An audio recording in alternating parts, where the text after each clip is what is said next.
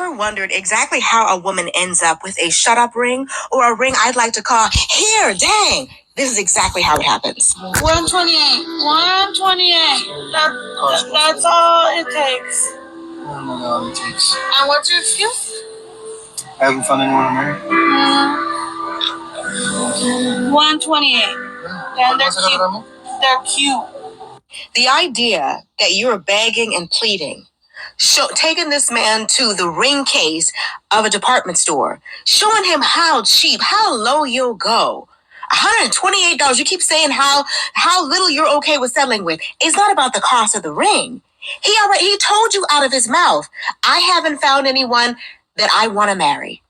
Then what are y'all still doing there if marriage is what you want? Like when a man tells you who he is, believe him the first time. He's already made it clear he doesn't want to marry you. So either you're going to stay with him and be unmarried, or you're going to let him go and find a man that will. This is how we break our own hearts. This is how we waste our own time. And that's thinking that we can change a man's mind. The last thing you want is a man that married you out of a sense of obligation. Married you because you guilt tripped him or manipulated him or threatened him. You want a man to marry you because he loves you and he cannot see his life without you. He doesn't care how cheap the ring is. He already told you, I don't care if the ring is free. I said I'm not ready to marry you. Now, after hearing what he said, do you believe him now?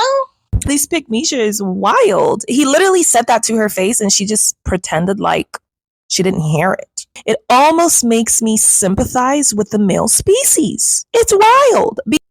Looking for a man in coffin, dead now, passed on, face down, the ground. His bank, his cash, mine now. That's perfect. That's exactly, yeah.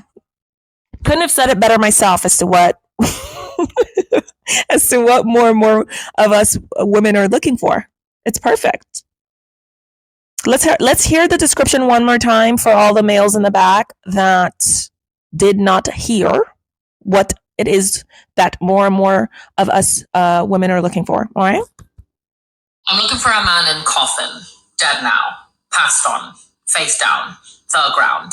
His bank, his cash, mine now. Period. Leave it in the comments below what your thoughts are on this particular issue.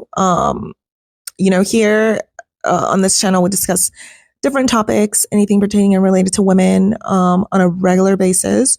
So, leave it in the comments below. Smash that subscribe button if that's your vibe, okay? And don't forget to smash that like button as well. And so, also, because we will be discussing, religion in this video as well, fair warning on that. If you are sensitive, if you are on the emotional side, this might not be one for you, right? So there goes the warning on that, okay? But the Muslim, because I actually reach out to Muslim because we love people. They deny this. They say, women get a lot of rights, and many Western women even become Muslims. They don't want to admit that there's a lot of wrong things in Islam. But if you read the real Sunnah, and if you open the Quran, the real Quran, you're gonna see all of this written there. It's like it's Islam. I'm sorry, but I'm gonna say what I believe in. The people who apply Islam, like the real Islam, it's ISIS. These people, these crazy people, are applying it like because Muhammad, he had sex slaves. He promoted like 11 ones. Yeah, and also it says in the Quran that I think it's a Quran that you can possess sex slaves in your right hand, so you can have unlimited sex slaves. And some Muslim scholars, they don't even deny this. Yes. Some because they don't want to admit the bad things in the religion. That's what I think. They don't want to admit that their religion is completely crazy. Honestly, I was Muslim since like 18 years in my life. Since I born, I'm Muslim, and I lived Islam once I got like an adult. I lived that because I don't have any religious or I'm agnostic because I was before Muslim. Yeah, I've been Muslim like for a long time. But like the thing that made me leave my religion is that there is a lot of humiliating principles in Islam. As a woman, I can't believe in these things. Honestly, like I'm not trying to be racist or Islamophobia, actually, but yeah, I'm just saying like no one is in his fully mental health would believe in that. because this is insulting for humanity also. Like in Quran, in Sunnah, they saying that it's okay to beat women, it's okay to take to take her freedom and all these things. Like this what I believe. This what I believe actually. That's why I don't believe. Okay, y'all. So let's take a look at what we have here. We're going to be talking a little bit more about the Islam religion. Is it all that it's cracked up to be? Is it all that the Islam recruiters try to make us believe that it is cracked up to be? Let's take a look. Let's see what we can find. I'll insert something here also, just so y'all keep this in mind. I think 90% of males in the 90th percentile of males are trash in general. In the 90th percentile, males suck, period. Disclaimer on that. So let's take a look at what we have here. Quran and the Prophet Muhammad, or what Prophet Muhammad did, are the reasons why people are leaving Islam. When you read the Quran, 95% or 90% of it is about hell, heaven, Allah is all-knowing, Allah is merciful, believers, non-believers, Allah is severe in punishment. How about your peace of mind? How about understanding yourself? How about connecting with God? How about understanding the universe? How about understanding the real meaning of life? How about love between people? Nada. Nothing. What percentage do you think of Muslims in the West are ideologically captured? Oh, that's a complicated question. When you ask ideologically captured, that's what makes it complicated. What I'm interested in here is I come from a Jewish background, but secular, atheist. I don't remember ever hearing the word God in my life, even though we went to synagogue once or twice a year and there were bar mitzvahs, but it was a cultural thing. I didn't, and I've got a friend who seemed to be the same, but Muslim, and we lived in a different country. We were in Argentina, we were both living there. And I came to realize he had several editions of the Quran that he'd brought to Argentina, and that also he wasn't drinking alcohol. And there were quite a few things, and gradually there became too many differences between us, and we sort of drifted. Not because I was Jewish, but I think because I was an atheist. And that got me thinking, how common is it with Muslims in general for them to be religious and potentially, because I'm an atheist speaking here, scary? Yeah. Really high, Andrew. Yeah, higher than either one of us want to admit. So the truth is that even if you have a buddy that you work with or that you go to school with, who is a great person, kind, generous, fun-loving, that person more likely than not holds very deeply scary anti-Semitic, homophobic, anti-women views. They may not show up. Highlight on the anti-women views. Away, but they're there because this person most likely grew up in a environment, socialized in an environment that encouraged these things, not even really encouraged them, but like normalized them to the extent that to not be this is just unheard of. You know what I mean? Yeah. If we're asking the percentage of the people that would try to push this hate into the public sphere, into policy, into government, into media, into law enforcement, stuff like that, then thankfully it's a lower number. So it's that's what we're dealing with. Most Muslims are just like I was, just raised in normalized anti-Semitism, for example, to the point that you don't even know that that's a bad thing, because it's just, well, obviously this is the way it is. And so you have to go through this really difficult process of, first of all, acknowledging that you carry this irrational hate in you, forgiving yourself for being indoctrinated into it and carrying it. And then you can start the process of deprogramming and cleansing it out of you. That's a long process that takes many years. And it's not one that you can do when you're surrounded, and I mean surrounded like a school of fish, with everybody being anti-Semitic. Now that's just one example of the hate. It's so creepy, y'all. It's sounds fairly similar to what we talked about in our last video with Christianity. Very cultic vibes. And from what I've been hearing about the Islam religion, it's even worse in the Islam religion. It's even worse for women in those religions. Especially because Islam can't really even, doesn't really, all the things that they encourage and do, they would not get away with doing in the West. So I don't know. They scare me. Really, I'm not going to lie. Like, Christians don't really scare me. Islams are pretty scary to me, especially after the whole ISIS issue. And it's not even after, because they're still out there. They're still recruiting people, all of these things, you know? So I don't know. That's just, those are the first things that come to my mind. But leave it in the comments below. Let me know what your thoughts are. You know, but there's lots more. I suppose the views towards women is another one. Well, there are Jews like that. I've grown up around some Jewish people like that, particularly at the conservative end and the Orthodox end and the Hasidic end. I'm not criticizing, I get attacked for criticizing all Hasidic communities, but there is that. It does exist there. There are Christians like that as well. But it feels like not to the same extent. So correct. Why is that?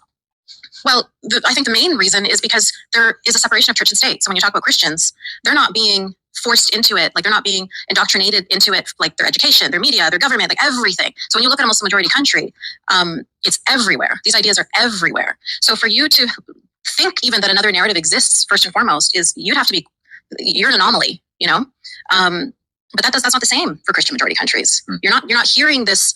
You're not getting these fundamentalist, extremist, evangelical views. You're not getting them in the mainstream. You know, the Westboro Baptist Church isn't, running schools, and it's the same for the Jewish community. Like, yeah, there's going to be small groups, in I completely forgot the name of the area in Brooklyn. Monsey. Well, there's that too, but I was thinking about it starts with a J, I think. But anyway, there's small pockets, there's small areas. But look at Israel, which is the only Jewish majority country. 20% of the inhabitants are Arabs. You know what I mean? Like, there's not a overarching normalizing of hating the other in the way that there is in Muslim societies, Muslim countries, Muslim schools. Y'all, let me tell you, I didn't even know that much about Islams until, in my previous video where we talk about Christianity, and I had all these Islams out of nowhere trying to recruit people directly from the page on the video. And so I was like, what is going on here? Like, there's no way that this can be the greatest place for women to be, and you're trying this hard to recruit people. That's wild. That does it's not computing for me. So it's just so scary to me to think that there's something worse than like the Christian religion in terms of, morality and ethics and just all of these things that further look to subjugate and control women. And from what I've been researching when it comes to the Islam religion, there's a lot of hate. I mean, they hate everybody, and they put it in their book, the book that they follow, it's in there. They put it in their book. There's hate for, like, they hate the West. They hate anyone and everyone that's not Islam. And, they say anyone and everyone that's not Islam, or Islamic, I should say, is going to HELL. The ladies over there are not allowed to show their hair. I mean, it's just terrifying. It is terrifying. And I completely agree with what she's saying in the sense of, if you're born there, you don't even know that there's a different, because the way the human mind works, you won't even think to ask questions because you've never experienced anything different. So to you, that's just the norm. It's like children that grow up in abusive households. You know what I mean? They don't know that there are parents that show love out there. They don't know what the definition of love is. To them, it's only what they've seen, and that's all they know. And then the separation of church and state, super important, because actually it used to be like that in the West as well. There wasn't a separation of church and state until they saw all the problems that was creating, and they had to forcibly separate church and state. There's a reason why that was purposely separated. So I actually did not know that in Islamic places and countries, like, that's not the case. I had no clue that the state literally forces you to be that. It's wild. I'm literally mind blown, y'all. Now, I was born and raised in Canada, but I went to Islamic schools. I went to the mosque every Friday. So you live in kind of like this little Sharia bubble, little separatist bubble. And you can speak to people from Scotland, from America, from, Sweden, France. They'll tell you the same story. It's the same thing. Even though you're living in a free secular country, you're like in this bubble of Islamic law.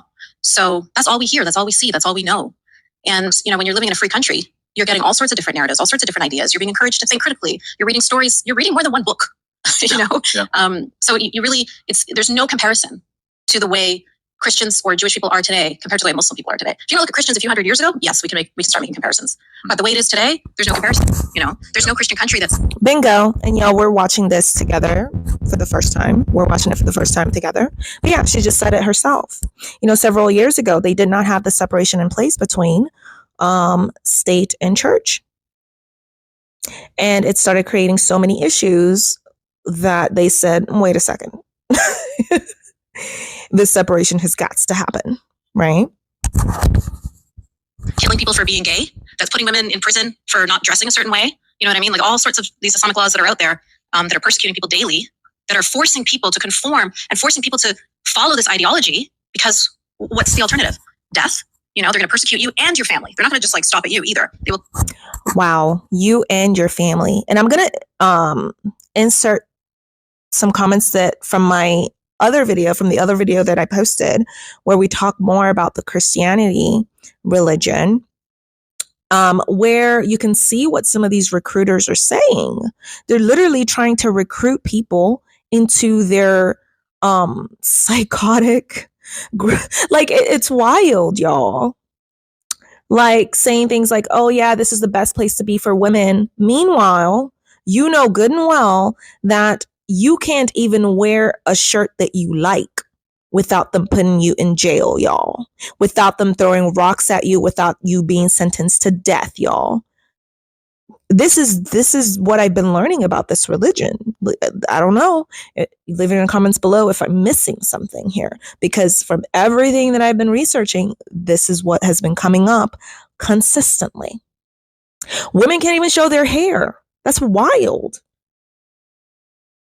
From a Western perspective, that is literally super cray. Cray, also a Western word, right? not really a word, but it's like, apparently from what I heard and what I've been learning about this religion, the women are told that if they show their hair once they pass away, once they die, in HELL, the devil or something literally hangs them by using their hair. I don't really know. I don't know, y'all, what the thought process is on that, but they can't show their hair. And it has something to do with some type of fear-mongering consequence as to why, or the reason that they're giving why they can't show their hair. So women that can't even show their hair, how can you say that they have more rights in such a dynamic, in such a place, in such a group? It doesn't make sense to me. I don't know. Leave it in the comments below. So let's take a look here.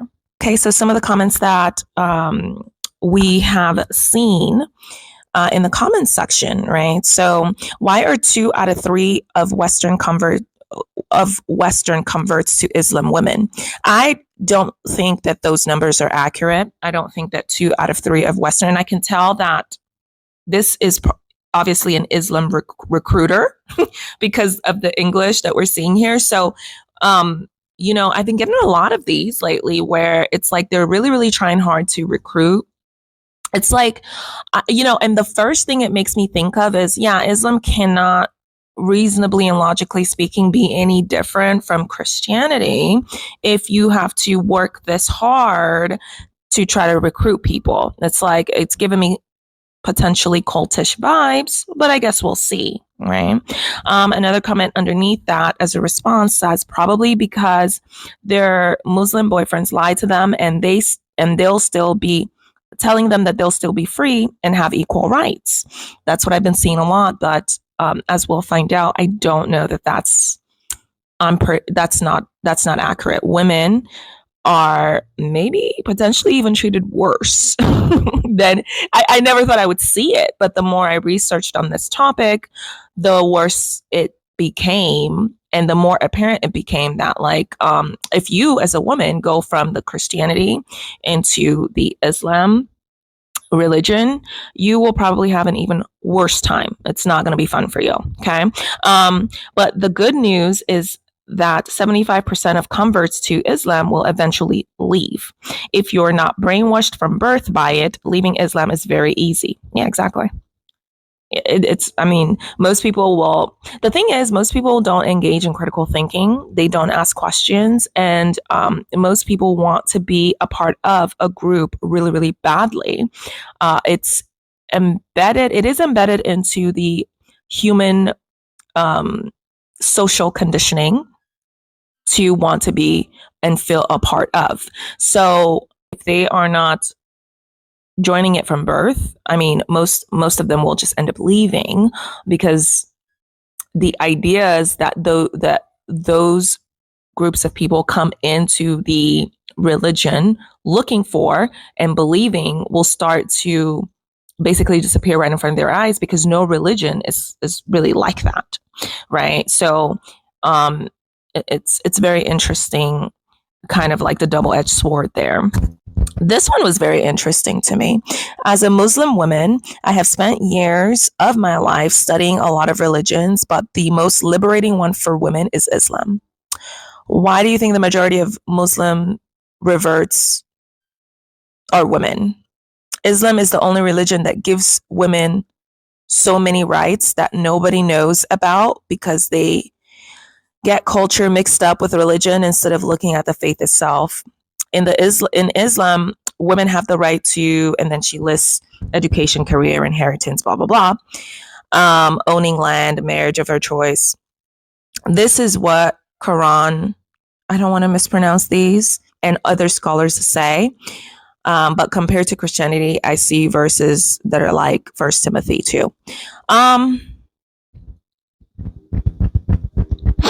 The first thing that I thought of when I saw this comment is,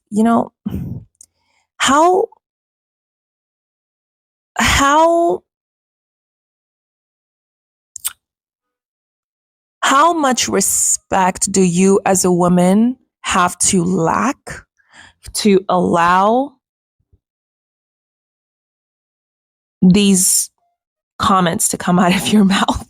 First thing I thought about, right, is, okay, but literally the issue that we're talking about is women are human beings. So any religion that says, oh, we allow you to, thinks that women should fundamentally have, because they are human beings. It's not something that we should be needing permission to get, right? That alone should be where you stop and say, well, wait a second, right? Why do we have to have permission to have an education? Why do we have to have permission to have a career? Why do we have to have permission to have our own money? Why do we have to join a religion, right, that is described as one of the most, if not, that is described as the most liberating one for Islam women? I want y'all to stop and use your brains, right? Like, it's this religion, she's describing it as the most liberating one for women. So you're acknowledging that if women join this group, they will be limited. But the only pro that they get is that, in comparison to other religions, maybe they'll have more rights, but they will still be limited. So why would a woman join that? It doesn't make sense. Like, you could literally just not join any religion and be completely free, or at least as free as you could possibly be in the midst of a patriarchy. You see what I'm saying? Like, it's like women are so used to being controlled and used that they cannot even begin to engage in critical thinking. This says but the most liberating one for women is Islam. The most liberating one for women. Like, what do you mean? So you're telling me that your assessment is primarily only based off of in comparison to other religions. when we all know that a lot of other religions don't even have a starting point.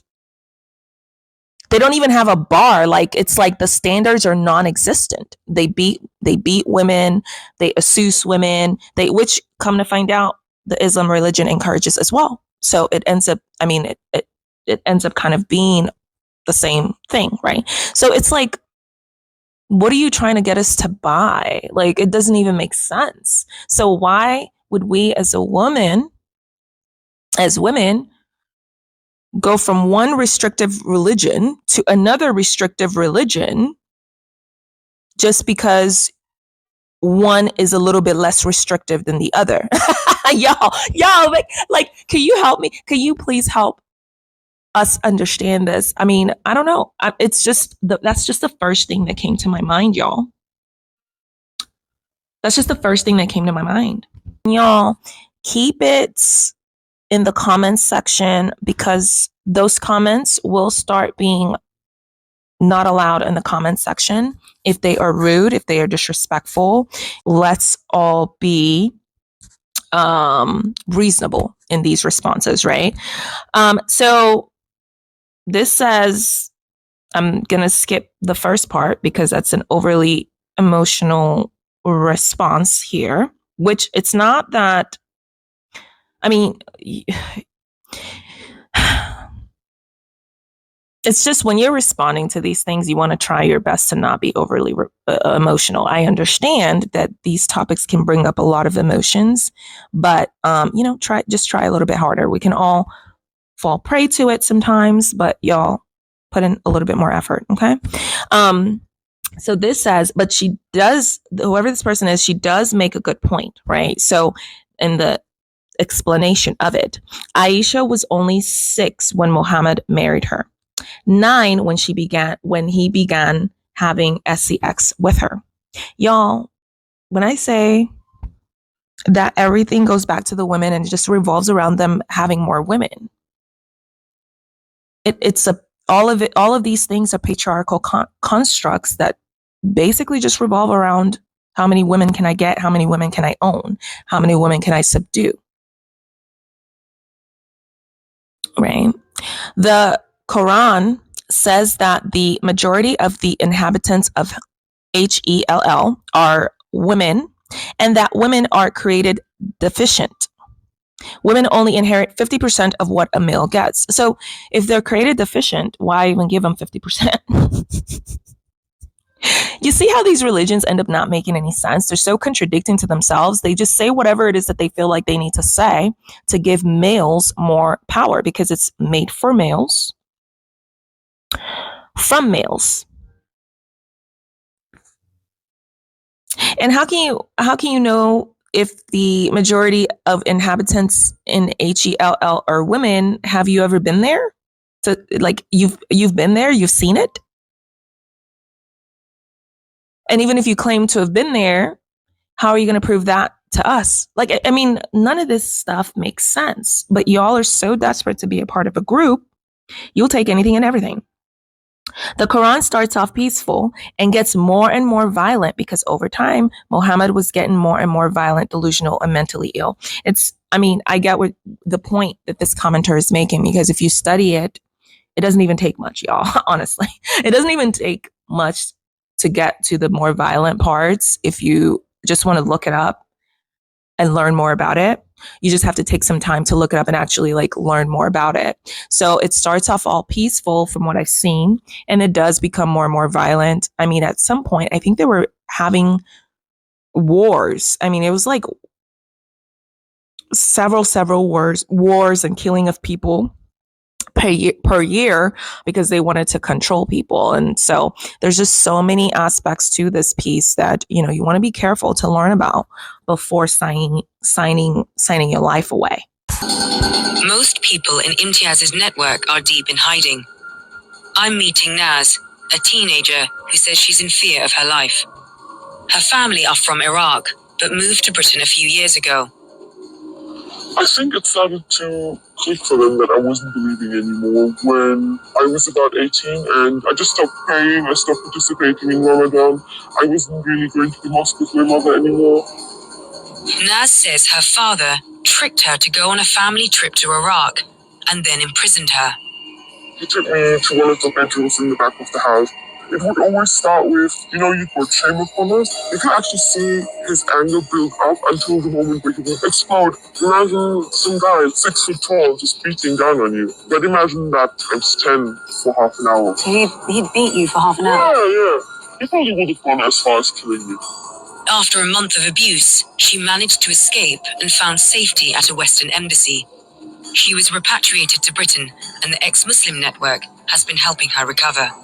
Almost everyone I know from this support group has gone through emotional abuse. And it's really, really big in this community and in this religion. If you're not a believer and you have to pretend to believe, the parents just don't know about that. And if they knew, they would either disown them or do horrible things to them. Here are 3 reasons why I left the tyrannical belief system known as Islam, supposedly the religion of peace. So, reason number 1, intolerance. To put it to you simply, in the Quran, the book, the holy book of the Muslims, like the equivalent of the Bible, if you are not a Muslim, if you're a non-believer, a kafir, you're supposed to go straight to hell. And there are countless of verses, they just say it outright. If you're a non-believer, you go to hell. All right? Number 2, outdated. So, give you an example here. If you have sex outside of marriage or you commit adultery, you're supposed to be stoned to death. You're supposed to be stoned to death by a group of people. They throw stones at you until you die. Right. We don't have time to talk about other absurd things. Number 3, violent. There is an inherent violent nature to this tyrannical belief system, and it's all over the Quran, jihad, we don't have time. Christianity, Hinduism, Judaism, Buddhism, Jainism, and all the other religions don't order to spread the religion by the sword and subjugate everyone forcibly under religious supremacy. Islam does. Christianity and Judaism say love thy neighbor as thyself. Islam tells you not to initially greet your neighbor if he's not a Muslim. Hinduism and the other religions don't even have sets of rules as to what to do with the spread of your religion. They tell you to preserve your community and to resort to violence only in self-defense, while Islam tells you that you will certainly go to hell if you flee from the battlefield. Christianity says, who lives by the sword will die by the sword, while Islam gives the highest rank in heaven, because you have ranks in heaven, to the one who fights and dies for Allah. Islam punishes apostates with death, and that is a very clear, uncontroversial ruling in Islam. It has been so for 1,400 years. Only today, under Western influence, have some Muslims started to abandon and oppose this. Christianity has no such penalty, although the Romans instated a penalty for apostasy at some point, something un-Christian. Judaism had initially a death penalty for people who abandoned Judaism and tried to turn other Jews away as well. This rule was abandoned 2,000 years ago, when Rabbinic Judaism started to become the norm of Judaism. As in Islam, you can be punished with death for blasphemy, apostasy, homosexuality, adultery, mischief and corruption, which is very vague, insulting Muhammad and other things. In Judaism, there were a series of similar punishable things in the Bible, but the Mishnah, which is the first religious collection of Rabbinic Judaism, calls a court that issues a death sentence a murderer. And death penalties were abandoned 2,000 years ago, 600 years before Islam even came into existence again. Christianity has no death penalty at all. There is no mention, and early churches condemned the death penalty, until the Romans messed it up at some point and instated un-Christian death penalties. No other religion is a state system of religious supremacy except Islam. No other religion has a set system on how to rule every aspect of the state, the military, and crime except Islam. No other religion gives you an ancient human as an example and tells you to imitate every aspect of his life except Islam, which gives you a man who became...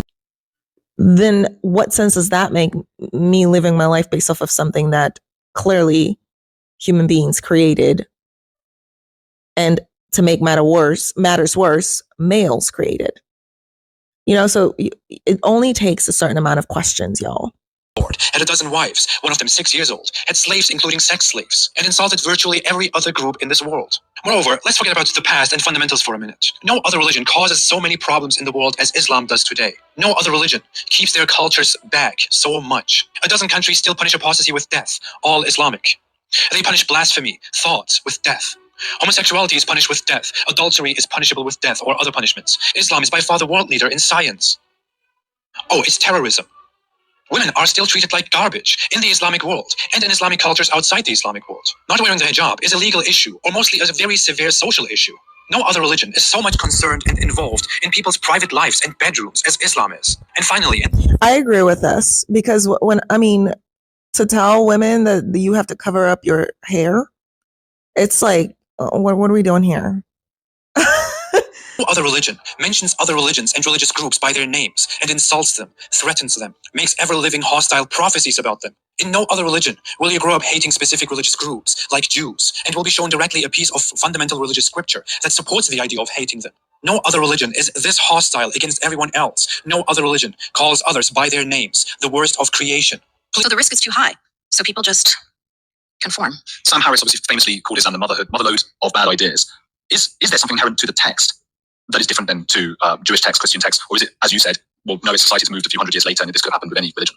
Well, I think that the inherent difference is Islam really teaches that you need, as a believing Muslim, it is your duty to spread Islam through any means necessary. And we can see that. We can see how Islam started on this little peninsula, and then it just grew, right? It just spread, and it's continuing to spread, and their hope is to spread further. And so that's really the way that that's done in such a pervasive way. Now it's pervasive. In the past, it was very upright. It was like a sword. You're going to convert or you're going to die. Those are your options. But now it's. Yep. I want y'all to notice that, because what they used to do was, and I'm pretty sure they probably still do this, just not as openly as before, is if you're not Islamic, then we're just going to kill you. And they would just literally go around killing people, killing everyone, families, children, women, just killing all day long. Killing. That's literally what this religion is founded upon, from what I've researched. If I'm missing something, leave it in the comments below. More subversive, but it's that same idea of like, it's just the supremacist attitude of, if you're not a Muslim, then you are an other, and you are beneath the rest of Muslims. And in order to elevate yourself, you need to become a Muslim. In order to stay alive in some cases, you need to become a Muslim. Now, Christians are missionaries, and they just spread their word. They do the same thing, except they're not using violence anymore. But, just. Yeah. So notice how all these religions, they all sound just about the same to me, right? Christian, Christianity, Islamic religion. And the commonality in all these religions is it was made by males, complete psychopaths, making these religions because you want to control so bad, only to end up dying anyway, because you're human and you can't cheat death. So what is the point? But they just insist upon themselves on dragging everyone else down with them in their misery. Made by males for males, period. Yesterday, I saw the most horrible video from Nigeria, where a mob of Muslim men attacked a Christian man, and they had machetes, and they hacked this poor man's head off. I didn't watch that part of the video because he's Christian. So that kind of hate of the other that is so vicious, so violent, unfortunately, you're only seeing that with Islamic extremists. Obviously, October 7th is another prime example of that. What is Islam? And I compare it to Judaism again. Okay, so I'm an atheist, but I'm Jewish culturally, and I think ethnically, my heritage said 95% Ashkenazi Jewish. And the reason I ask as well is because there's this idea that if you criticize Islam, you're being racist. I want people to be able to criticize the Jewish belief without saying things about our noses and money and things like that. Where do you stand on all that? What is Islam? So you said so many things that I want to respond to there. So yes, first and foremost, that term Islamophobia, that was created by Iran. So that was created with the aim of suppressing criticism of the religion. Phobia. I'm starting to notice a pattern here. If y'all remember in the video, which video was it that we talked about transphobia? I believe it was, goodness, y'all, leave it in the comments below if you remember, but it was just like 2 videos ago. Literally, it was like 2 videos ago. I think it was the video where we were talking about incels, I believe. And one of the comments that we read said something about transphobia. And my response to that was, I just don't think there's anything. I don't think transphobia means anything. I don't think heterophobia means anything, because they were arguing back and forth with each other, and it felt like trying to parent between those 2 comments. But here's another very good example of why I said that, right? It's, and I explained it in that other video as well, where, the trans community, unfortunately, has started to use that transphobia thing to basically harass people and to not saying anything negative about them or blah, blah, blah, blah. And not all of them, but just a good chunk of them do that. So here is another good example. And you can kind of see that from a general perspective, it's a fear tactic. It's a fear mongering tactic. Islamophobia. Like what is that supposed to be? What is that even? So they add the word phobia because they know the general public will not stop to process through and engage in critical thinking. When it comes to these type of things, as soon as you hear certain triggering terms, and so they use that to their advantage, right? And so we criticize everything all the time. We criticize Republicans, we criticize communists, we criticize Judaism, we criticize Christianity. That's fine. But as soon as you start to criticize Islam, it's like, oh my gosh, you're being racist, you're xenophobic, you're Islamophobic. Well, that's by design. That's to keep you quiet. That's a bottom-up blasphemy laws, right? Using a Western woke, to use a lack of a better term, philosophy. Absolutely. Which is, again, by design. Smart. It's very smart. And it works. In Iran, if you criticize Islam, you are going to be hanging from a crane the next day, right? But they can't do that in the West. So how are we going to stop people from criticizing Islam? We'll find a way to do that, and that's what they found. And it works perfectly, unfortunately, because there's a lot of useful idiots out there. And so it doesn't even have to be Muslims themselves that are suppressing criticism of the religion anymore, because we've got all of these dumb kids doing that for them. Wow. So then, Muslim is it simply a belief? Is an atheist Muslim just an atheist? Well, it doesn't work that way. See, because you, as a Jewish person, you can say, I'm ethnically Jewish, but I don't follow, I don't eat kosher, you know what I mean? I don't observe Shabbats. You can do that. You can't do that as a Muslim. You don't have that luxury. If you don't follow the religion, then you are to be killed. Like, you don't count anymore. And when I say to be killed, I don't mean by random strangers. I mean by your family, because that's the term honor killing, honor violence. It's to retain the honor of the family. You have dishonored the family by not believing in Allah. And so now they feel that they need to get rid of you in order to atone for, sort of like the way my mom said it to me was, if I have a child who is not a Muslim, if I've raised a child who's not a Muslim, then I'm the one who's going to spend all of eternity in hell because I brought you into this world. And I'm not going to let that happen. So you need to be killed so that she can protect herself. That's how they see it. Wow. Okay. That's a lot of pressure for her. It is a lot of pressure for her. And I knew that was going to be her answer. It still, of course, made me sad. But it's so logical. Like, it's so rational. I don't know if logical and rational are the right words, but when you're indoctrinated, everything is so simple. Everything is so black and white. You never have to use your brain. And Bingo! That's literally what I just said. So they know, like, hey, just throw out these triggering terms. Make sure that you make an example out of a good chunk of them in public by killing them or doing whatever, and you're good. I mean that. I mean, you wake up in the morning, you get told how to put your clothes on, how to put your shoes on, how to go to the bathroom, how to drink water, how to cut your nails. Like, there's no opportunity to think ever. And so it's like she just did the calculation. Like, oh, you took off your hijab, so the next step is you're going to leave the religion. So I need to make sure that you're killed before you take that step. Wow. It was kind of like not even. It was like she's compelled to do it. Does it amaze you how humans are sort of like robots in that sense? And I've seen it in Hasidic Judaism. I talk about that a lot because it's what I know in Hasidic Judaism a lot as well. It's like almost obsessive compulsive disorder. Yes, it's in Christianity. It's in all anything that's a religion. Anyone that's within a religion, they're in there because they can't operate on their own. They can't think on their own. They just can't do it. The critical thinking usually, it's just not there. So they survive, and the only way they're able to survive with what is this world is by engaging in groupthink. Groupthink. Look that up if you don't know what that means. But yeah, essentially what it sounds like. What's everybody else doing? Okay, that's just what I'm going to do, and no questions asked. And it's a little scary when you think about it even further, because it's the default, it's the human's default setting.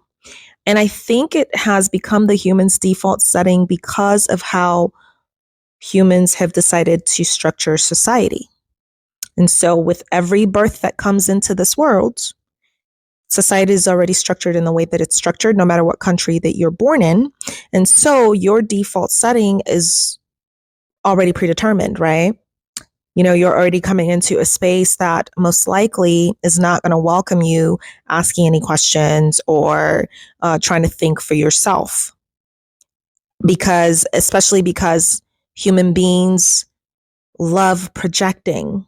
And another thing that I've learned about human beings is that they hate seeing other people happy. It's a very, very strange phenomenon. But, for example, why do you think the news only shows negative things?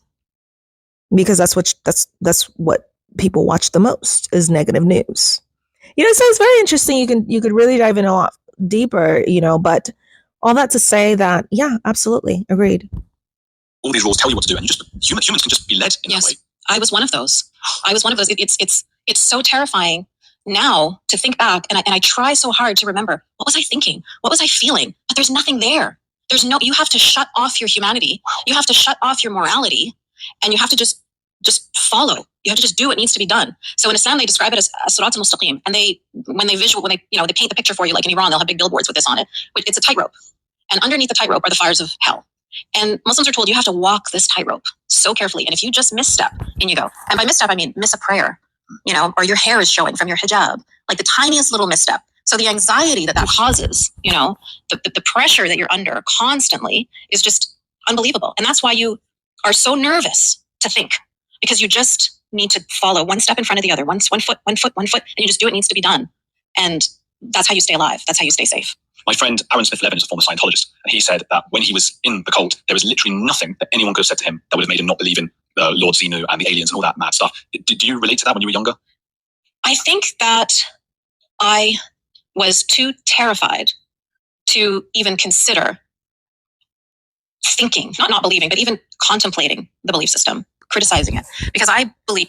This is a good point, y'all, because from what I've researched and from what I've seen, Islam pushes the thought process that, once you ask one question, then that leaves an opening for the devil to take over. As soon as you ask a question and you start showing any semblance of curiosity, then you're leaving yourself open for the devil to take over, and therefore you're not a true believer. So, no one questions anything. I mean, if that's what you're saying is going to happen to them, then of course they're not going to want to question or even let that potential of questioning coming to their frame. Right. So you see the fear mongering, all of which, even the Christian religion partaked in. They did the exact same things, y'all. And then had to scramble and changed it over the years. And these religions claim to be the truth. They claim to be the absolute truth, but yet it's been changing all these years, especially the Christianity piece. So certain things you updated in the Bible, wink, wink. But if it's the absolute truth, how are you able to so freely update and change? It makes no sense, y'all. I was taught that Allah can read my mind. He knows my intentions. He knows what I'm thinking. He knows what I'm feeling. So I was too scared to even think something that was against the rules. Did you have an image of Allah in your mind, like how he looked? Yes. And he didn't look too different from, it was always very scary. It was always very scary to me. The Christian God is always depicted as like, this gentle, loving, kind guy with a big white beard or whatever, similar to Santa Claus even. Not the Muslim Allah is not like that at all. If you read the Quran, it's like, it's very fire and brimstone. It's very, very scary. So I was terrified of him, terrified. And on earth, I'm terrified of my mom. I'm terrified of her husband. I'm terrified of the physical punishments. If I miss a prayer, or if I don't memorize Quran, or if I'm not dressed properly, or all of the different, religious edicts that I was forced to follow. But I was also terrified of dying. I was terrified of dying before I was sure that I was going to avoid hell. It's not that you really want to go to heaven, because Islam doesn't really entice women with heaven too much. It's just not hell, basically. Gosh. Yeah. For the men, it's the how many virgins? 72 virgins. It's just a lot. It's a big number as well. Who came up with that number? It's insanity. It's absolute insanity. And when they go into detail, it's literally like Allah is a pimp. And he's like, come to this brothel. And he describes them. Breasts like pomegranates. Skin so white you can see their veins. Their eyes are so black, this and that. Like describing even like getting into like really, uncomfortable descriptions of like their bodily fluids and things like that. Like it's really goodness gracious. That is disgusting. Sorry, not sorry. That is absolutely gross. That's gross. And this is what they're trying to tell us to be a part of. This is what they're trying to convince us is so much more freer than any other religion. Ma'am, can you stop lying and get the heck out of here? Like, see your way out. Goodbye. Like, what? I wonder what gender wrote this particular religion. What genders does that sound like to y'all? Sounds a lot like the male gender whose entire existence revolves around women. For some reason, y'all leave it in the comments below if you know, because it is still daunting to me. Why the males' entire existence? I mean, they have nothing else. They don't even care about children, y'all. Their entire existence is completely around that of women. That's all they ever care about is women all day. Except for, the ones that are gay or whatever. It's wild. I can't even comprehend existing for nothing but that. Obscene. It's absolutely obscene. But this is what's going to entice some young man full of testosterone where all the women are covered in black. And this guy is like desperate to touch a woman. So they tell him, hey, if you blow yourself up, you can get 72 of them. Wow. And so it works like a charm for complete idiots. I've got to say, since I knew of you, I've been amazed by you because you're so courageous. And I mean, you know better than anyone that I think nowadays you can criticize Islam. You will be attacked by some of the left and some Muslim people, but I think you're going to be okay roughly until you start saying things about Allah, Muhammad. I read the satanic verses, and that's where I personally won't do it. I'm scared out of my mind. Mm-hmm. And I gather as well that being an ex-Muslim, that also puts you top of that list. How do you deal with this? Well, they already want me dead. If you once you leave the religion, you have 3 days to repent, and if you don't repent in those 3 days, then you're to be killed. So if I was in a Muslim majority country, obviously I would have been dead already. But look at Salman Rushdie, look at Ayaan Hirsi Ali, look at all these other public people who left the religion. Their lives are in danger, right? People have been killed over it. So, but even in the West, you're not safe. But this, I'll tell you what it's like, Andrew. It's like if you look at Iran, look at the women of Iran, and how recently, after 40 years under the Islamic regime, they started burning their hijabs in the streets, and the IRGC are standing there with their huge guns, and the women are like, watch this, burning it. You get to a point where the rage, it supersedes the fear. Of course, we're all scared, but I'm so much more angry than I am afraid anymore. I'm over it. I'm over the fear. I'm so sick and tired of being silenced for so long that I don't care. I don't care. Do what you want to do. I'm still going to. Yep, that's where we are, ladies. That is where we are. And the pygmies will be left behind when it comes to in the West. But even in these countries, the women are like, forget it. If we look at the way bees have their society structured, the way bees have their society structured, the women bees kill off all the males seasonally. So the queen gives birth to the bees or whatever, and the bees that she gives birth to that are women supervise the males, and the males work, right? The males are the workers.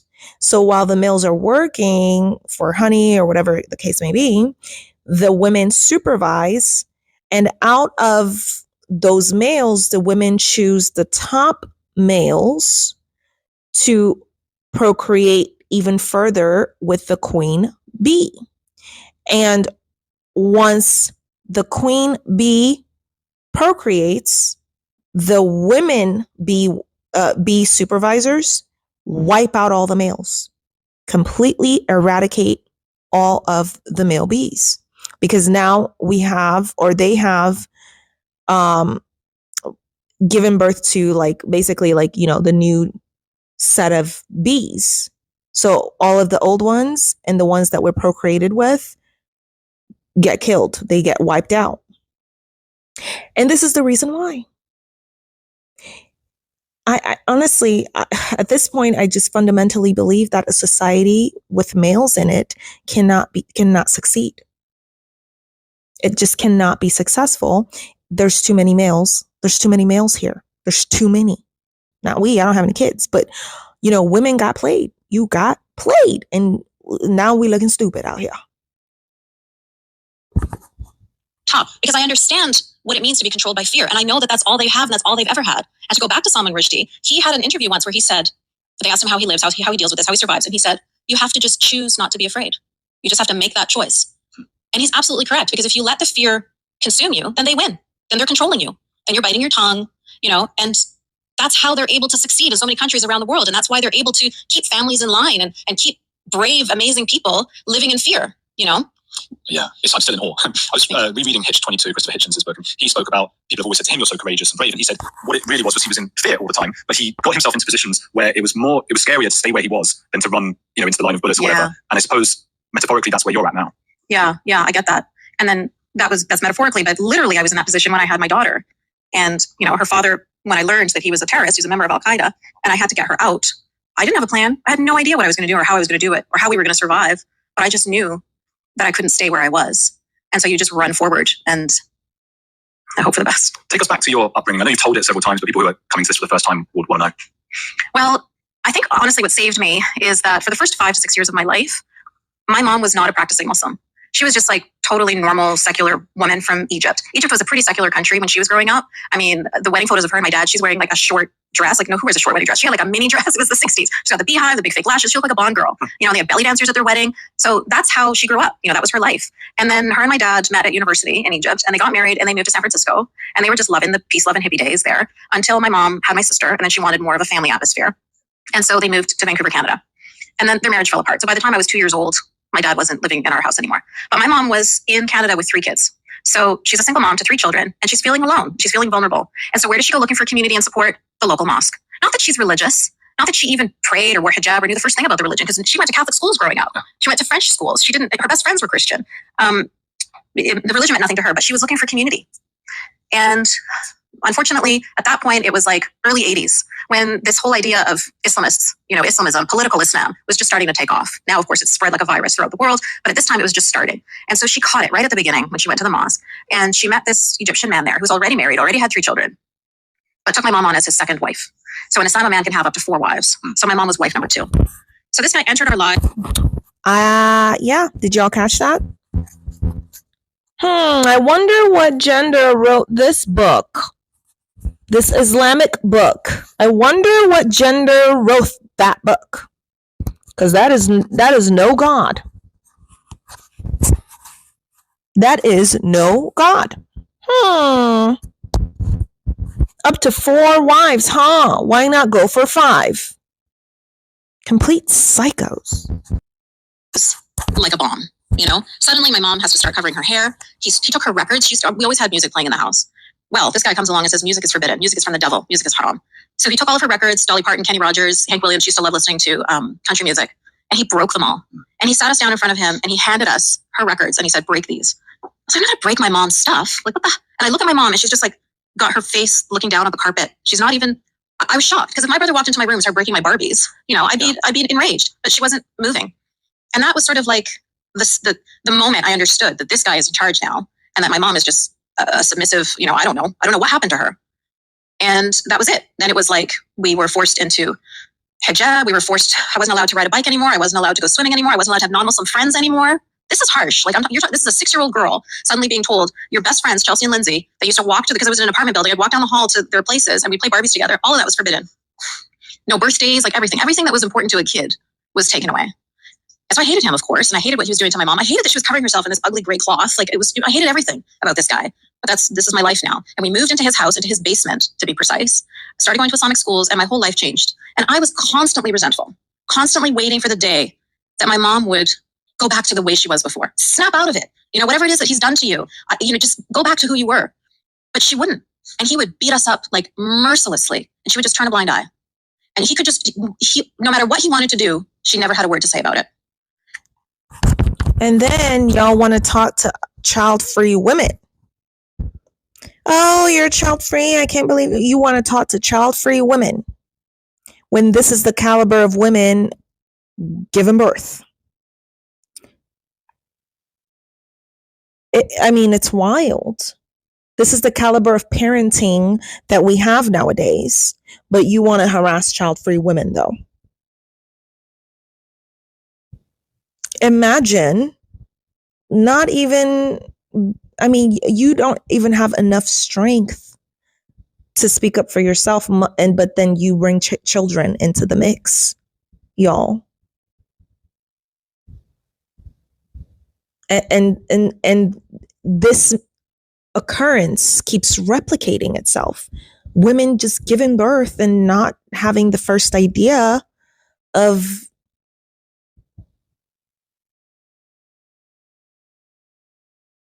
how to arm this kiddos with what they'll need to prosper. You can't even defend yourself. So that means mentally you were not, you're not as strong as you need to be mentally, but here you are. Well, society told me to have 5 kids, so I guess I'll just go ahead and have them. So what did you expect the next generation to do? Follow your footsteps? I don't think so.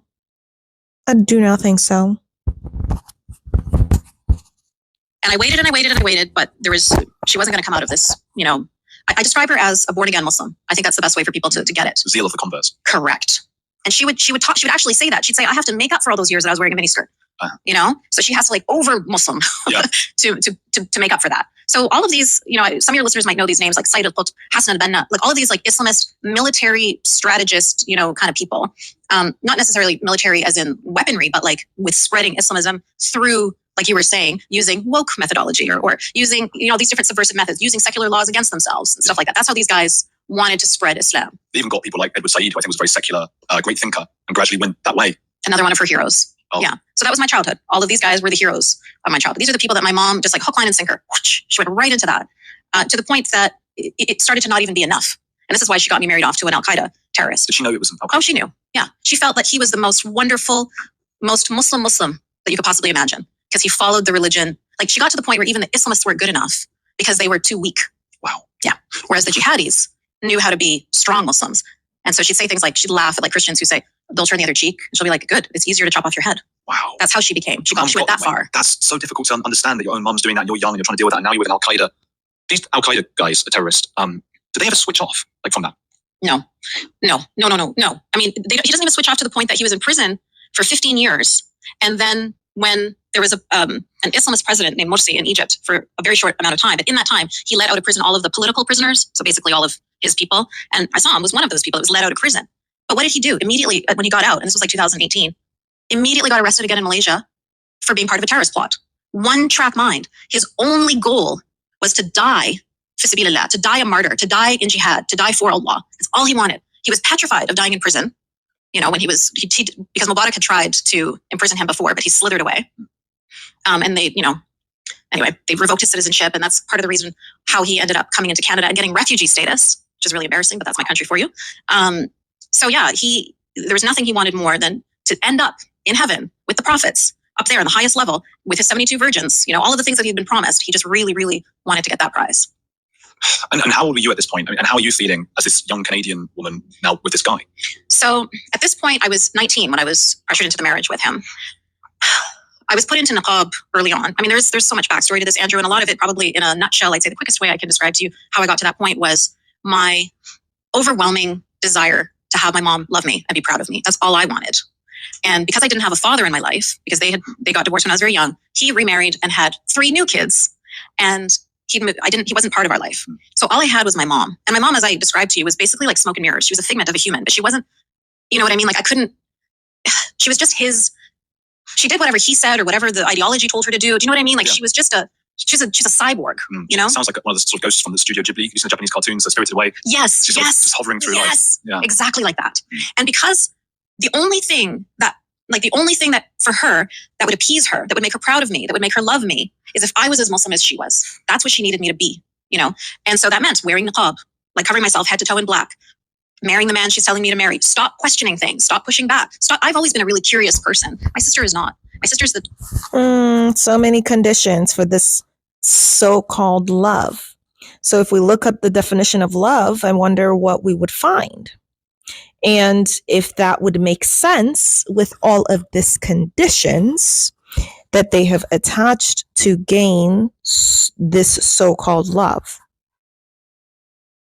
When the truth of the matter is, people like this don't even know how to love in the first place. It's like, if you can't love yourself, how are you going to love anybody else? It does not make sense. The math ain't mathin'. Total opposite of me. She's more like my mom. She's happy following. You know, her and my mom, like they would find it joyful that there's only one book they need to read. Whereas I wanted to be in the library. You know, I wanted to read all of them, and they thought I was so weird. So I remind myself of Matilda. I watched the play Matilda with my daughter, and I cried. I was like, that's me. Like, I always felt like a fish out of water. I always felt like the black sheep of the family. And so what happened when around 19 is they had already tried to push me into a marriage with my cousin, and I already got out of that. But I was so exhausted at this point, and my mom was so disappointed in me. She was angry at me because I had gotten out of the marriage with my cousin, and now it's like the whole family knows that I like outsmarted her and that I wasn't listening to her, and she wasn't able to control me. And so she was like peak anger at me, and I was peak exhaustion. And so it was like this perfect storm. And at 19 is when it all came to sort of that climax where she said, if you marry this man, then you will make me happy. And if you don't marry him, then you're no longer my daughter, and I don't want to know you, and you can't live in this house, and I don't even want you to come to my funeral. So it was that, but that constant pressure. It's not like we had one conversation, right? But yeah, I basically gave in, and I was like, maybe she'll finally love me. Maybe if I do everything she wants me to do, and I take it as far as it can possibly go, maybe I'll know what it feels like to be loved by my mom. So human. It didn't work. I did everything. I married the guy. 1 week into the marriage, he was the first time he beat me up because he came into the house and the curtains were open. We were living on the 17th floor. The curtains were open and he's like, don't you have any shame? Everybody can see you. And I said, who's everybody? People in helicopters? Seagulls? And then that's it. Because I was mouthy back at him. That's another thing, is that in Islamic culture, they support beating women down like dogs, y'all. They are in full support of beating you down, like, not even, at least in the Western cultures, we don't beat our animals over here. If we are of, you know, a healthy mind, we don't even beat our dogs. We don't even beat our animals. So that's not even a good metaphor. They're in support of beating women down as if women are literally nothing, trash on the street. So if you view women as nothing and as trash on the street, then stop looking to women to give birth to you and for you. You shouldn't need anything from us. You literally should not. If women are evil, if we're gonna go to HELL anyway, because that's what their book says in the Islamic culture. From what I found, is that women are evil. They're gonna go to HELL anyways, because they're women, and but at the same time, they're entitled to 50% of what the husband has. So if women are evil, then why are you giving them 50%? You know, it's full. They're full of it. It's like you're not. You know, because they know that if they don't give at least 50%, the quicker their whole ridiculous like beliefs crumbles right in front of their eyes, right? So it just doesn't even make sense, y'all. But they are in full support of beating women down like trash on the street, for dressing in a way that the males don't approve of, for showing their hair, you know, any little thing, y'all. That's what I've been finding from researching this. And I went to my mom and I said, look at these bruises, look at these cuts, look what he's done to me. Get me out of this marriage. You told me to marry him. Look what he's done to me. And she said, are you stupid? Do you not know your own religion? Have you not read Surah An-Nisa? It's his right to beat you if you disobey, or if you show arrogance. So you were showing arrogance. And so it's his right to beat you. You are his. And I was like, I can't do this. I can't live like this. Your husband was beating me up my whole life, and now I'm going to marry this. You're making me marry this guy. Now he's going to beat me up. I can't live like this. Please let me out. And she said, and also it's only been a week. If you divorce him now, everybody in the community is going to say he divorced you because you're not a virgin. Now, you have to remember, my mom at this point is like, she's a Sharia scholar. She's a student at Al-Azhar University, a master's student at Al-Azhar. And she's the head of the Islamic Studies department of the Islamic school. So she's like peak Muslim in the community. So she's horrified that he might spread the rumor, that people might start to assume if they got separated so quickly, it's because he discovered she wasn't a virgin. So she's like, so you have to stay for a little bit longer. And at this point, we're in my building going back. She's taking me back to the apartment. And we're in the elevator. And I was saying to her, fine, I'll stay a little bit longer so that you won't be shamed by people spreading rumors. But I'm not going to let him touch me in the meantime, because I'm not going to risk getting pregnant. And as the doors of the elevator were closing, she started to remind me of the hadith that says a woman can't say no to her husband. Because again, you're his property. So this woman just told me that I have to accept being beaten by him, and I have to accept being raped by him. And there's nothing that you can do because this is the Almighty Allah. This is the creator of the universe has sanctioned these things. So who do you think you are to try and change that or complain about that? You're nothing. So what's going through your mind at that point? You're walking back into an apartment. I mean, women or anyone would do anything to get away from someone who is a potential offender in that sense, who's going to physically attack you and do that to you. And you're having to walk, not voluntarily, but you're walking back into that apartment. It was because I didn't want my mom to have to deal with any backlash in the community. The honor. It's all about fucking honor. They put the honor of the family. This is why they're called honor violence and honor killings, because the pressure that they put, it's the girls in the family that have to carry the honor, right? If the girls are dressed too Western, you know what I mean? Or that's the problem. It's, are you keeping the girls in your family in line? That's what distinguishes an honorable family from a dishonorable family, is how controlled are the women in your family. And so it's really this is a real tribal mentality. Good Lord.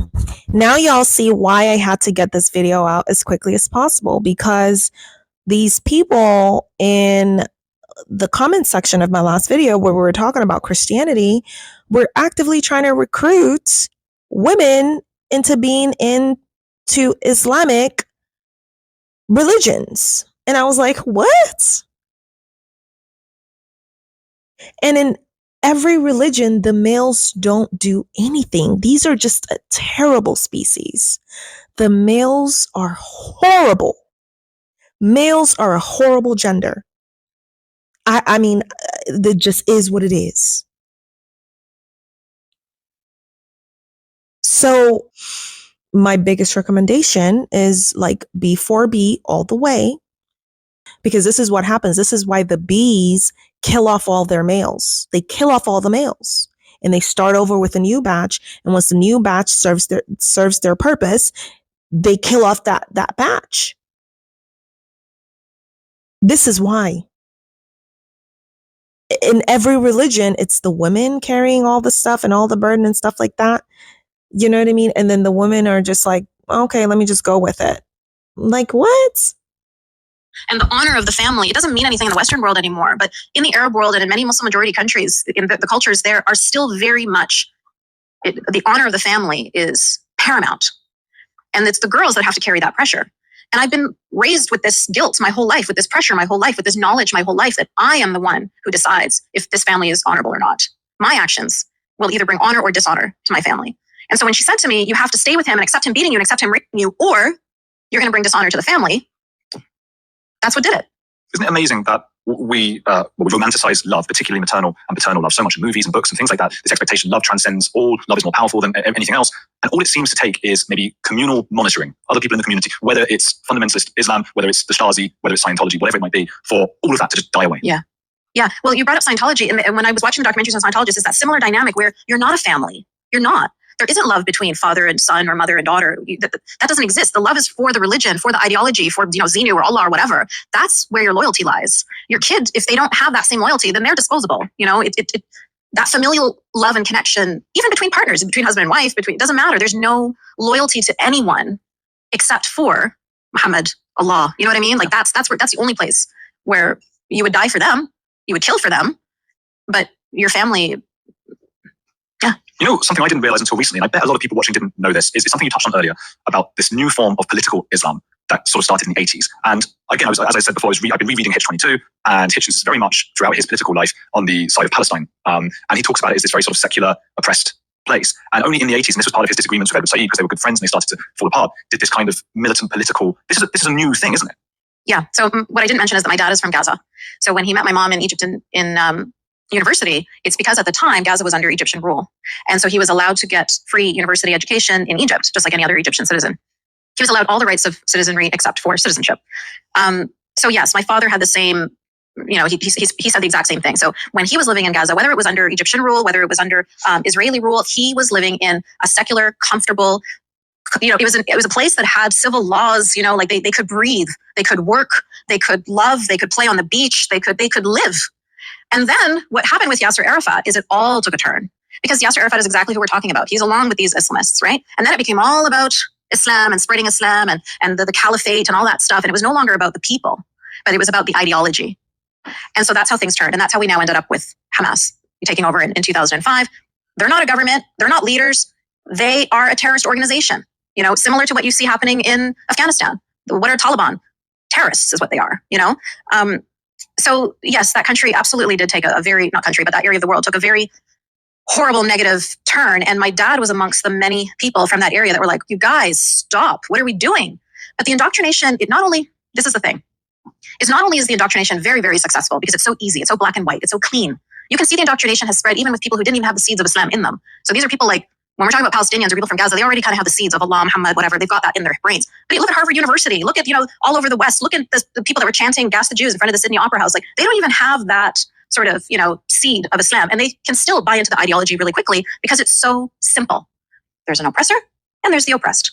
There's the victims and then there's the oppressors that are victimizing them. So yeah, I agree with that. It's so black and white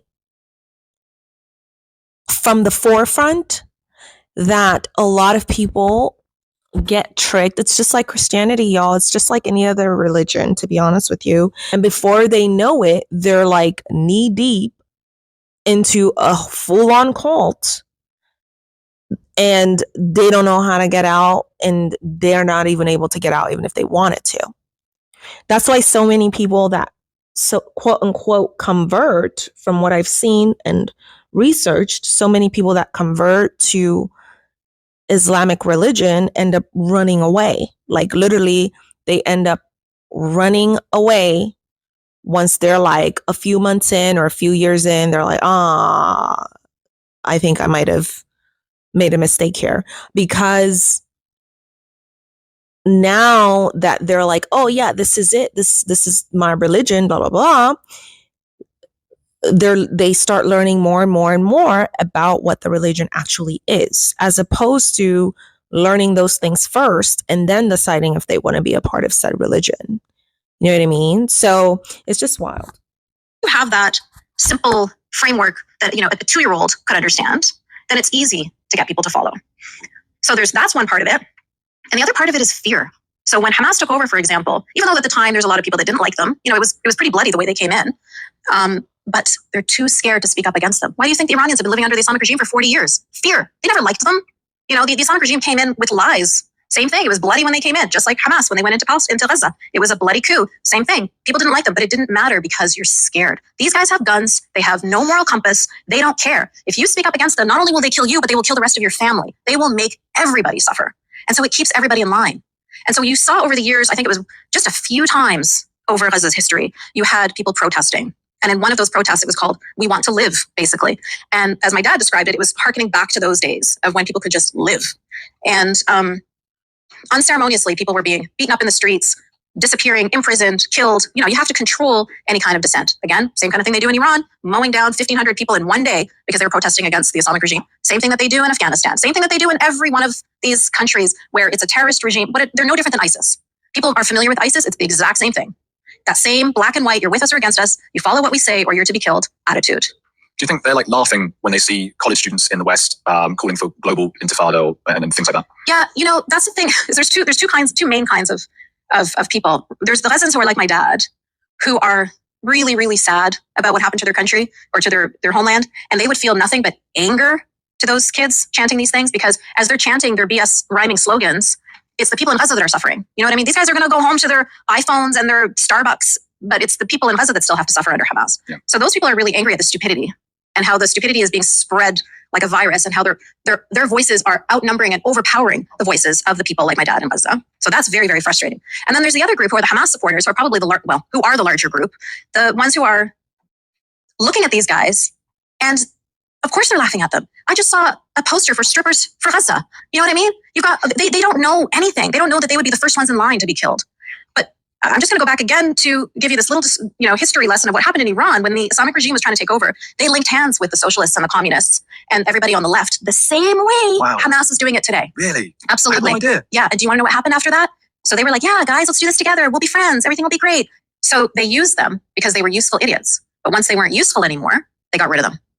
Oh my God. Reminds me a bit, is there a similarity in Saddam Hussein I remember when he got in charge, and there was that famous horrible scene where he stands up and then he locks the doors and gets everyone one by one, like half the room, and just kills them all. Absolutely. And that same story is just repeated all over the Muslim world. That's how they do things. So scary. And that's the amazing thing, isn't it? Like everyone grows up in the West, for example, with that cliche of history repeats itself. And we all know that. And for some reason, we're all sitting here just waiting for the Nazis to come back. Like that's the one thing we're all going, okay, well, got my eyes. Germany's okay. Yeah, as long as Germany's all right. Nobody seems to be looking at the left at all. So people sometimes say to me, like, why aren't you looking at the right? And it's just like, well, that's obvious. You're all looking at the right. Correct. That's almost boring. And I agree when people say like the far right is very dangerous. Of course it is. But you all know that. Yeah, you don't need me to tell you that. Yeah. And that's the frustration with coming from that area of the world is all of this stuff is so obvious to me. I've seen it happen over and over again. And so when it happens in the West, it's like, oh, here they go again. These guys are professionals at it now. They've done it so many times. And when I say these guys, I'm talking about the Islamists. People are familiar with the Muslim Brotherhood. That's like the largest organization. But even they are not even that powerful anymore because there's just, there's so many factions. There's so many little groups. They all have the exact same ideology and they're all following the exact same playbook. But when there's lots of little groups, then it's harder. You know, it's kind of like that game with the cup, you know, can you find the ball? And it's just like moving around. It's like, oh, these guys are humanitarians. And then you find out, oh no, the money is actually going to support jihadis. It's like, okay, well now it's this group. You know what I mean? And it's this constant shift. And so they're harder to find. When it was Muslim Brotherhood and everybody knew them and everybody started to recognize them, it's like, oh, well, you've gotten too big now. So these groups are everywhere. And they are doing this. So they had a plan. It was called the 100-year plan. And they started that 100-year plan after the Ottoman Empire fell. So the Ottoman Empire fell in the 1920s. And at that point, they got together and they said, okay, guys, what are we going to do? How are we going to get back our caliphate? We can't do it the way we did it the first time around. You know, we can't do it via the sword. We have to find a better way of doing it. And so that's when they came up with this Islamist strategy, which is through using different methods. One of them is, no surprise, the wombs of the Muslim mothers. So if you have 4 wives, each one of them is making a baby every year, very soon you will end up with a Muslim majority, or at least a significant minority, enough of Muslims in that area to have political sway. And when I say that area, I'm talking about the West. So the question now is, how do we spread into Europe? How do we spread into the West? They're already in the Middle East and North Africa. They're worried about how are we going to spread the Ummah further. Yeah, it is terrifying. And it's very, very successful. It's been working like a charm. So they discovered this 100-year, the FBI discovered it, it was online, everybody was talking about it for a while. And that's when it was connected to the Muslim Brotherhood, and that's when they started to get too big. But these guys are still out there. Hamas are following this, ISIS are following this, Al-Qaeda are following this, Boko Haram are following this, Al-Shabaab are following this, Hezbollah is following this, Iran is following this. They've all got the same idea, which is we need to spread the word of Allah. But they're all just, some of them are doing it in different ways. Some of them are doing it violently, and some are doing it the way I'm describing, through using these different subversive methods. So one of them is through getting the Islamic vote. Another way is obviously through immigration, towards the same end of having a significant Muslim minority or even a Muslim majority. And then a third way is using secular laws against itself. And that's one that people are starting to get familiar with. That's infuriating. That is so infuriating. And then free speech being one of those. We talked about the term Islamophobia. That's one way of doing that, right? So it's like, use this woke term. Well, it's not woke, but it's something that the wokes are going to be, feel connected to. Like, oh yeah, xenophobia, Islamophobia, racism, that's bad. Let's all jump on that bandwagon and attack anybody that criticizes this religion, right? They'll eat that up. And so what they're doing essentially is they're suppressing free expression. They're suppressing freedom of speech. And bingo. You stop even taking it seriously. It stops meaning anything to people that are free thinkers. You just end up turning them and everyone else off of whatever it is that you're trying to sell them. They'll do that. Oh, what do you have? You have a freedom of religion? Oh, okay. Well, my kids are only going to go to school half day on Friday. I need a mosque being built at this train station or a prayer room or blah, blah, blah. Like, you know what I mean? Like they'll use whatever inch they're given and they will stretch it to make it a mile. So right now what you've got going on here in the UK is you've got that teacher, Catherine Rebelsing. That's right. Catherine Rebelsing. And she's got an amazing school that's doing amazing work. It's winning all sorts of accolades. Michaela School. That's right. And what happened in that school was the kids took it upon themselves that they were going to start praying during the school day in groups. And when it started to become disruptive, the kids became violent. They were throwing things at the teachers. And so the administration stepped in. By things, I mean like bottles and chairs. Like it was pretty violent. So when the administration stepped in and they said, you know what, this is a secular space, a safe space for everybody. We've got Hindus, Christians, Jews, Muslims, everybody is here and we're all going to learn together and we're all going to work together and support each other. And we're not going to have specific religious prayers going on because that's separating the kids. And when she did that, or when the administration did that, she started getting attacked by the parents of one of the kids that said, you are infringing upon my religious freedom. You're infringing upon my religious rights. So that's a way of using secular laws. I want to spread this Islamist ideology. And if you don't let me, then you're infringing on my rights. And a good book to read on this topic is a person who's kind of veered off the path a little bit, but it's Majid Nawaz. And he wrote a book called Radical. And he grew up in the UK and became a member of Hizb ut-Tahrir, which is another Islamist organization. And he talked about how they did this in universities. They would have posters of a woman in niqab holding like AK-47 or something. And it would say, it had some sort of statement about spreading Islam. And when he was pulled into the dean's office and said, what is this violent image you've got up here or something? He said, well, this is my religious right. Wow. And if you don't let me keep it up there, then you're being an Islamophobe. You know what? Having Catherine Birbal sing in the secular corner is no bad thing because she's badass. She's I like, love her. oh my, she's not going to back down. She No. just absolutely will not. No, she won't. You know why she won't? Because she comes from a Muslim background. She's like me. She gets it. She knows it. She understands it. She's not like, no offense to anybody listening, she's not a clueless Westerner who doesn't understand Islamists. She gets it. She knows this world. And so she understands what she's up against. Absolutely. My Muslim mate from Pakistan is empathetic, kind, and considers himself a liberal Muslim. Was recently telling me that his people want us all dead. Goodness gracious. And then went on a rant about how we all deserve to have our societies torn down. He took examples of actions taken by the British Empire historically and the U.S. war on terror and has concluded that all Western nations need to burn for those actions. I am horrified. As a rural Australian mixed race kind person who has never harmed a Muslim person in my life, I was appalled that people, even my friend who I thought was a good person, wants me literally dead for reasons that have nothing to do with me. I used to be one of those people that get mad at those who judge Islam negatively, but now I see that I was incredibly naive. The negative views are actually correct. Even the Muslims who we use as an example of not all Muslims are terrorists, like my friend, are indoctrinated into murderous views towards non-Muslims. Ugh, these people are scary, y'all. These people are so scary. As a Christian who married a Muslim, I have seen firsthand the huge demonic differences between our faiths. He tried very hard to isolate me from my family. There was constant emotional abuse and also punishment, usually distancing from me, not speaking to me. If I did or said anything that upset him, I couldn't do anything right. Everything was always my fault. And even his own health issues were my fault. His hatred of Israel showed up in subtle ways. Like he wouldn't buy a globe because it had Israel on it. Wow. My heart broke as I saw his family members in Jordan posting on Facebook their happiness at the attacks and murders of October 7th. Oh, his view was that they can't be allowed to fight back. I started praying for Israel and the hostages plus wearing a cross, and he hated it and he left me. Well, you know, that's wild. Ex-Muslim in Saudi Arabia here. Leaving Islam was the best thing that I did. I saved myself and I feel so much peace and happiness now. Good. Let me see. Okay, this person says fake. Why would that be fake? Like they can't even, no one else exists to them, to these people. No one else exists to these people.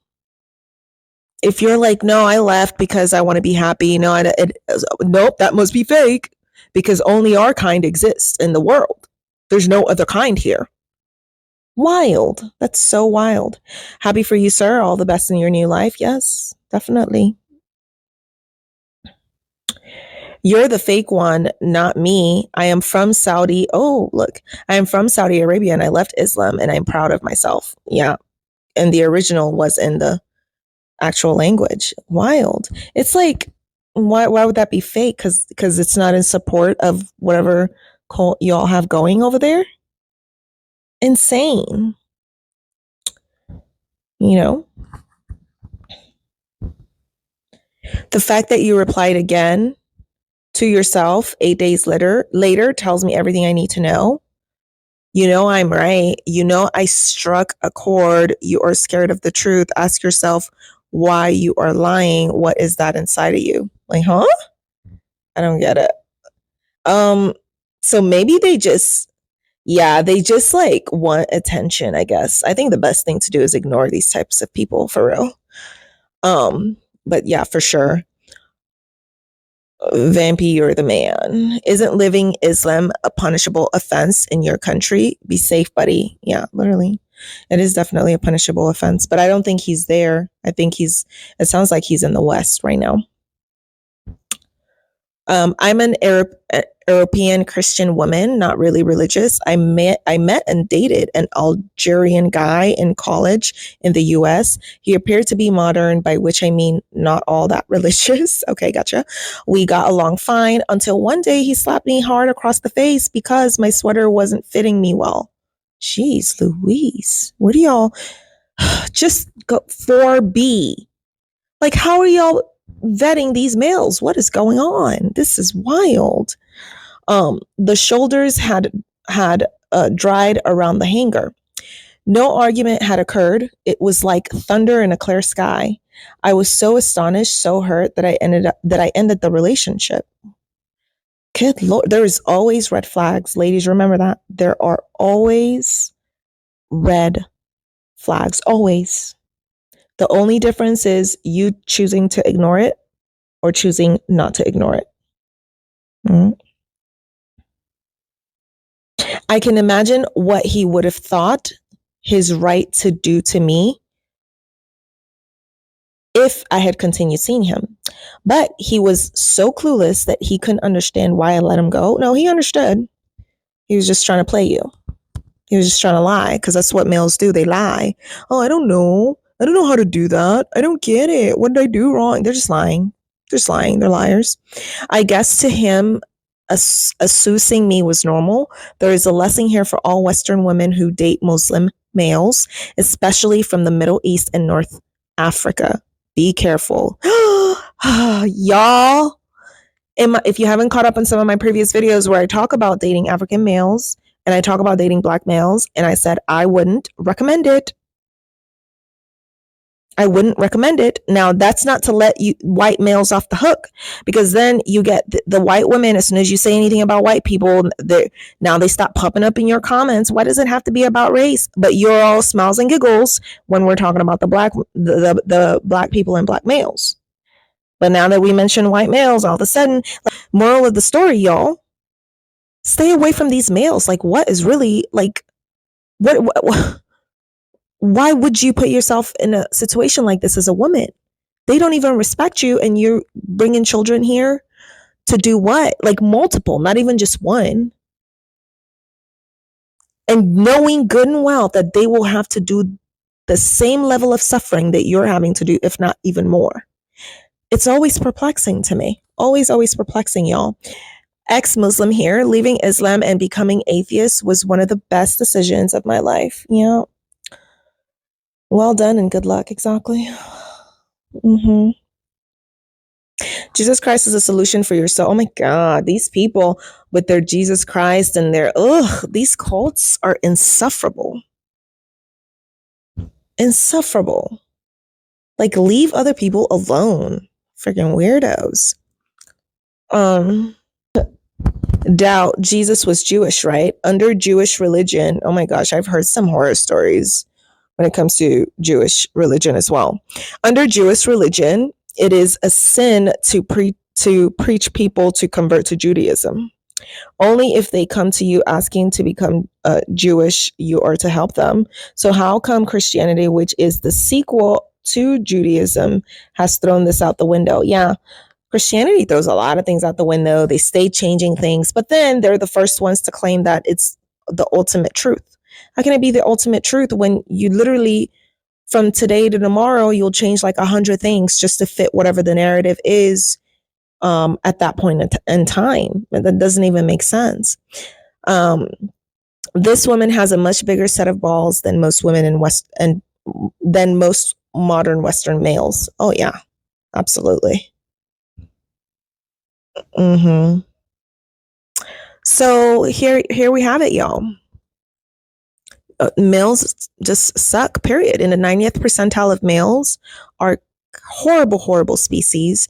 And I think we went horribly wrong here as women, especially in allowing this many males to be birthed. I'm not seeing the logic of it. And we made a very, very big mistake, because look at the state of the world. And it can always be traced back to a male. Always.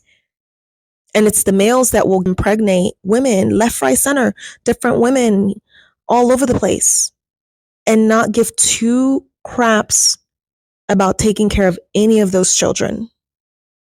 It's wild, y'all. But anyway, leave it in the comments below. Let me know what your thoughts are on this particular issue. Go ahead and smash that like button for me. Go ahead and smash that subscribe button for me. All right. Thank you. Love you so much. And I will see you in the next one.